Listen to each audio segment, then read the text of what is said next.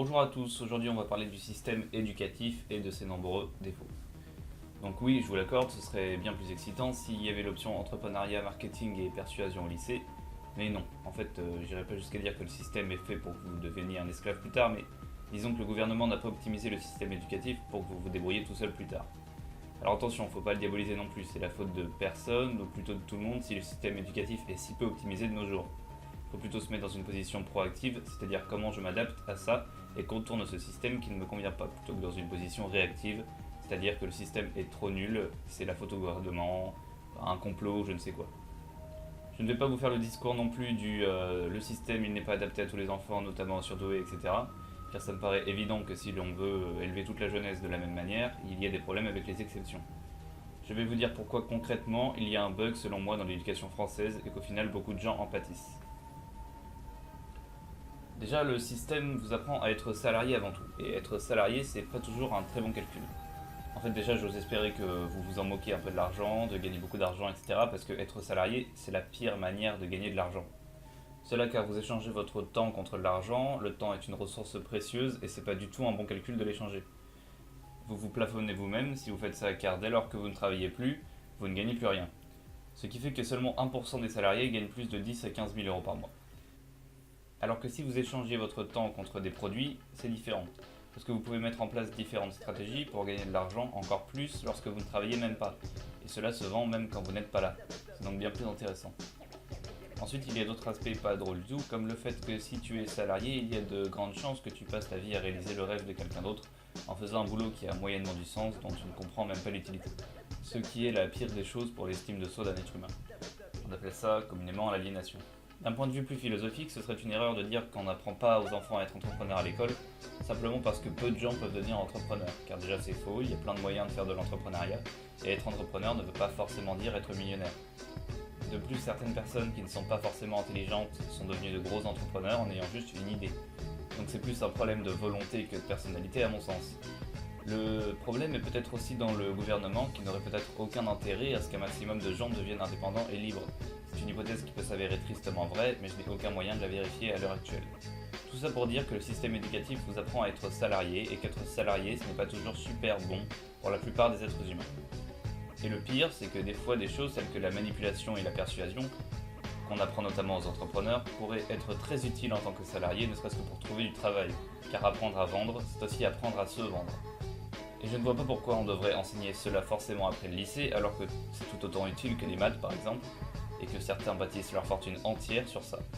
Voilà, néanmoins je vais nuancer un peu le propos, l'école peut vous apprendre quelques trucs comme quelques méthodes d'autodiscipline et de construction d'argumentaire, et cela peut aussi développer votre capacité d'analyse et de réflexion. Mais le problème est dans l'optimisation, j'aurais sûrement pu apprendre bien plus et surtout ce que je veux en dehors du système.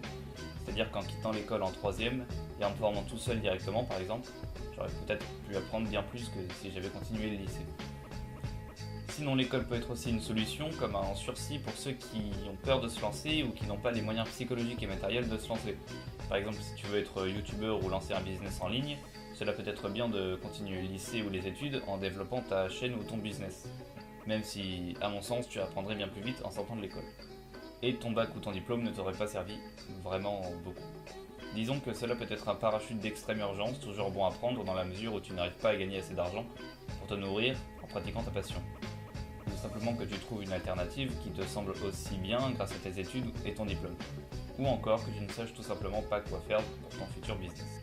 Donc si tu sais en gros ce que tu veux faire, fonce, car tu n'as que très peu à perdre, contrairement à ce qu'on pourrait penser. En gros, l'école et les études supérieures augmentent vos chances d'avoir un emploi, mais n'augmentent pas vos chances de gagner beaucoup d'argent, mais d'avoir un boulot qui vous plaît et à la hauteur de vos attentes. Et il est possible que les études puissent vous servir pour ensuite travailler en dehors du système. On va passer à la deuxième partie de la vidéo, qui est que le système éducatif ne vous apprend ni à être plus intelligent, car oui c'est possible, ni à être heureux, ni à être plus riche, comme je l'ai dit juste avant. On ne vous apprend pas le développement personnel ni les bases de la santé, ce qu'on devrait nous inculquer au plus jeune âge, car c'est la base pour construire un bonheur et construire un corps qui nous permette de véhiculer nos plus gros projets. C'est même parfois vu comme un truc de gourou ou je ne sais quoi de se développer personnellement, alors que c'est pour moi la base et c'est super important, je pense, pour la réussite personnelle. Le plus important est de faire ce qu'on veut en étant à l'aise financièrement, donc l'argent est un outil et le système éducatif n'est pas spécialement optimisé pour que vous puissiez profiter de votre vie plus tard et ayez plein de temps pour vous. Pour info, ça c'est possible. Si vous êtes entrepreneur, je vous invite à lire la semaine des 4 heures si vous voulez en savoir plus.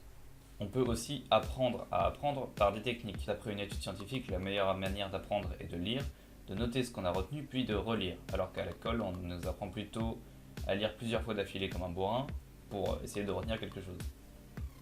Un autre exemple, on vous incite à bachoter, c'est-à-dire à apprendre énormément une fois par semaine ou par mois pour un contrôle, alors qu'il est encore une fois prouvé que apprendre quelque chose 5 minutes par jour est bien plus efficace que 1 heure une fois par semaine. Lire est très important et on peut se former juste grâce à des livres, ce qui remet en cause encore une fois l'école. Pour la petite anecdote, Elon Musk est l'un des plus gros entrepreneurs actuels. Il a créé SpaceX et co-créé PayPal. Et celui-ci s'est formé à la science et à l'ingénierie majoritairement en lisant des livres sur le sujet. Donc bon, ce n'est pas le dernier des cons, mais cela prouve que des techniques alternatives bien plus efficaces que l'école traditionnelle, il y en a plein. Et on rencontre un autre problème, les profs qui n'incitent pas forcément à apprendre. Oui, les professeurs ont un rôle là-dedans et on peut contourner ça. Il existe un programme nommé le Personal MBA, consistant à enseigner les méthodes clés de l'entrepreneuriat et du commerce.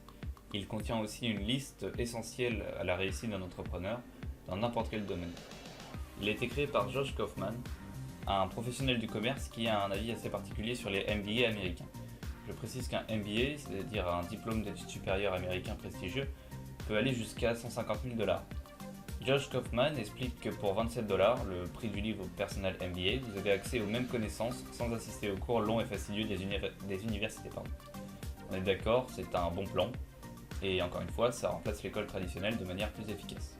On peut aussi apprendre tout seul en vidéo, car ce sera toujours mieux que les professeurs médiocres. On peut se former à l'aide de vidéos YouTube par exemple, et acquérir des connaissances solides dans un sujet.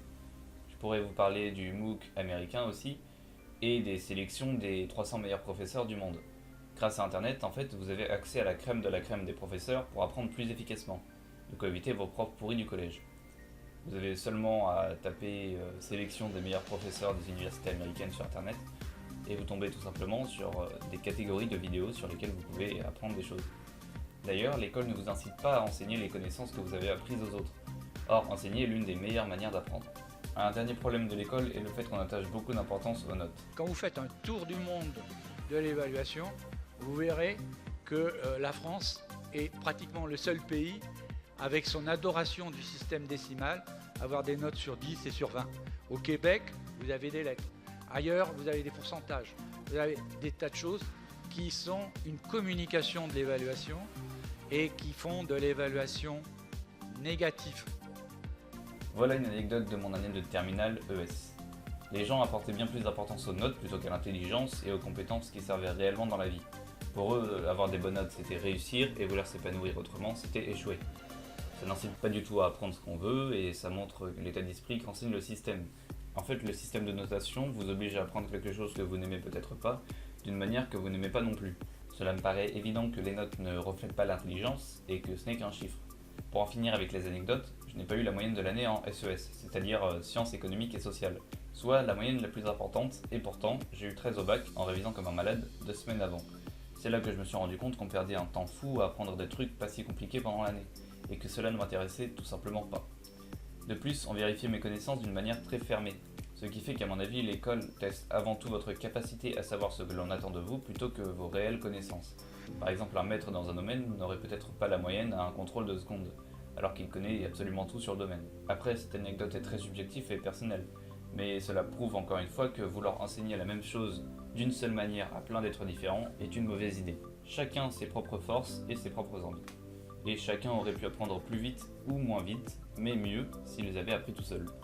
Après, je vous l'accorde, je ne me souviens de rien à propos de ce que j'ai appris, mais ce que je peux vous affirmer, c'est que les notes, c'est du bullshit. En gros, apprenez ce que vous voulez apprendre par vous-même grâce à de nombreuses alternatives de l'école citées précédemment. Et faites de votre passion un business qui vous apportera temps libre, bonheur et accessoirement peut-être beaucoup d'argent. Au final, je pense que le seul côté positif du système éducatif est le côté social et l'enseignement de l'autodiscipline. Elle donne seulement une appréciation à la société de vos connaissances actuelles pour vous faire embaucher en tant que salarié. Mais rassurez-vous, le succès n'a pas besoin de diplôme, lui. Je rajouterai que l'entrepreneuriat et l'expatriation rend plus autonome et apprend plus que les études supérieures, à mon sens. Voilà. Donc, si vous êtes d'accord, ou même pas d'ailleurs, Je vous invite à vous abonner à la chaîne, afin qu'on constitue peut-être une team d'entrepreneurs et qu'on débatte et qu'on s'élève ensemble. Voilà, je vous dis au revoir et à la prochaine.